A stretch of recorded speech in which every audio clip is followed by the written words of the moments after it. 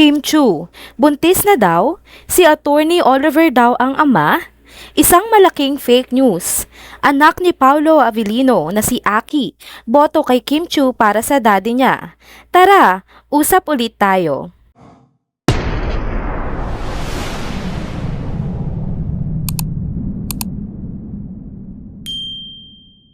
Hello mga ka-trenders! Welcome back muli sa ating channel. Kung bago pa lamang kayo dito, huwag nang kalimutang mag-like, mag-subscribe at i-hit na din ang bell notification para lagi kayong updated sa mga balitang trending at napapanahon. Maraming kumakalat na balita ngayon na di umano'y buntis na si Kim Chu.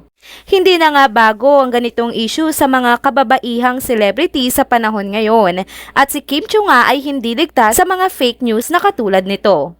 Matatandaang noong sila pa ni Sia Lim, napabalita din na siya ay nagdadalang tao. Ngunit napabalaanan naman ito kalaunan dahil nagtapos na nga ang kanilang relasyon nang wala namang lumabas na anak mula sa sinapupunan ni Kim.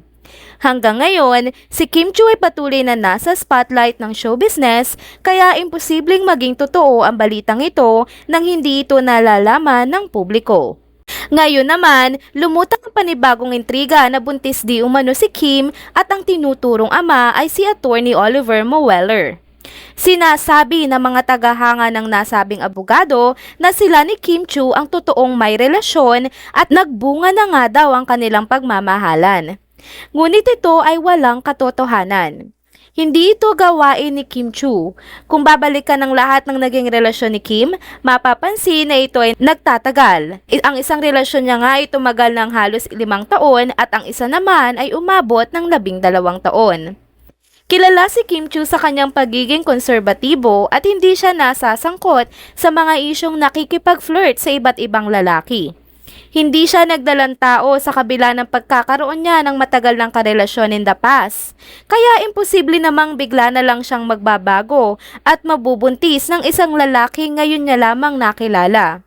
Hindi nga sila ata close ni Attorney Moeller dahil wala namang balitang lumabas o kumalat na pictures man lang na magkasama sila kahit saan. Paano nga magiging totoo ang balitang ito kung wala namang batayan? Malinaw na walang basis ang balita na sila nga ay magkasintahan at magkakaanak na. Sa katunayan, marami pang mas importanteng balita at proyekto si Kim Chu na dapat pagtuunan ng pansin nating mga publiko. Ang kanyang mga tagahanga at mga sumusuporta sa kanya ay alam na ito isa lamang sa maraming fake news na balita na naglalayong sirain lamang ang reputasyon ng dalaga. Sa mga nagtatanong din po kung buntis ba si Kim Chu kay Paulo Avellino, wala din pong katotohanan ang balitang ito.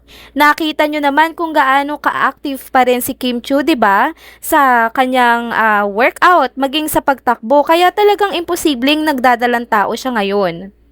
Madalas mang makita ang Kim Pao na magkasama dahil sa kanilang trabaho o dahil sa posibleng namumuong relasyon nga sa pagitan nila, pero hindi naman nangangahulugan na agad-agad ay mabubuntis na si Kim Chu kay Paulo Avellino.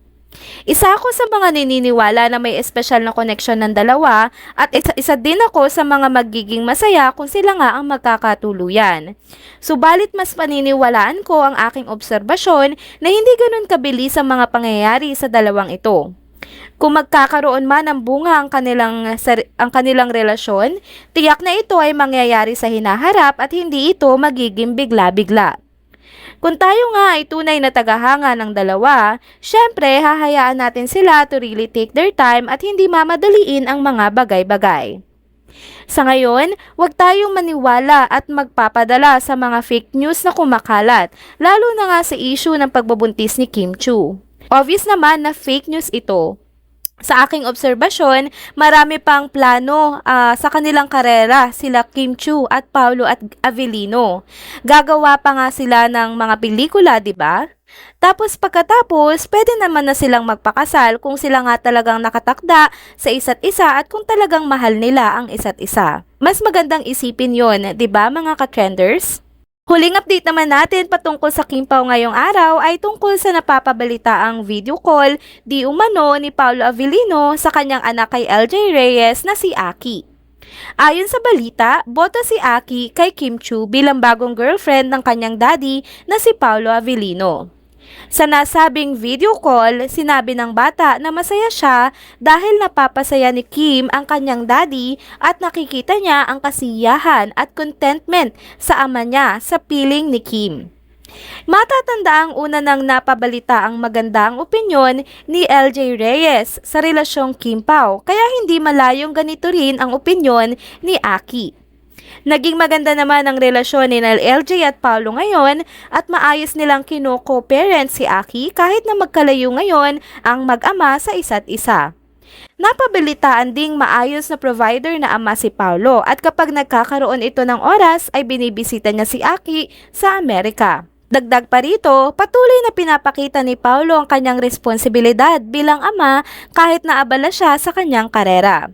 Ang kanyang pagiging hands-on sa kanyang anak ay patunay na kanyang dedikasyon at pagmamahal sa kanyang pamilya. Hindi din nakapagtataka na maging boto si Aki kay Kim dahil nakikita niya nga kung paano nito napapasaya ang kanyang ama.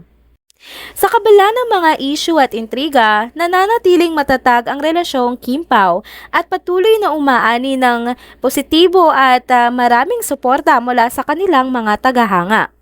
Ang kanilang magandang samahan ay nagbibigay ng inspirasyon sa nakakarami, lalo na nga sa mga sumusubaybay sa kanilang love story.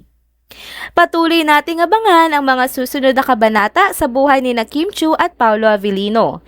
Ipagdasal natin mga ka-trenders ang kanilang kaligayahan at tagumpay at manatiling positibo sa kabila ng mga balitang naglalabasan. Ang kanilang dedikasyon sa kanilang pamilya at karera ay patunay ng kanilang husay at pagiging totoo sa kanilang mga sarili.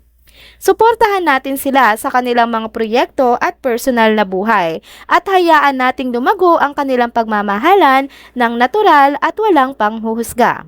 Bago tayo magtapos sa ating video na ito, tingnan natin muli ang panibagong resulta ng online poll ng Korean International Drama Award. As of 4:52 PM ngayong araw, si Kim Chiu ay nangunguna pa rin at nakapagkalap siya ng 61.2% na vote. Samantalang si Paolo Avellino naman ang pumapangalawa, nakakalap naman siya ng boto at 14.33%. Pangatlo pa rin po si Nadine Lustre na nagkaroon ng 12.75%. Pang-apat pa rin po sa pwesto si Rian Ramos na mayroong 7.81% at pang-lima pa rin si Krisha Viaje na mayroong 2.53%. Patuloy po nating suportahan ang Kim Pao sa online poll na ito para isa sa kanila ay manalo at makapunta po sa Korea para tumanggap ng Most Popular Award. Amihado ako na kung sino man ang mananalo sa isa kanila ay pareho nilang susuportahan at ang isa't isa at baka samahan din ni Paolo Avellino si Kim sa Korea pag kinuha niya na ang award, 'di ba? And that's it mga ka-trenders, dito na po muna nagtatapos ang ating isa na namang trending video update. Salamat sa inyong pagsubaybay at pagsama sa akin hanggang sa dulo ng video na ito.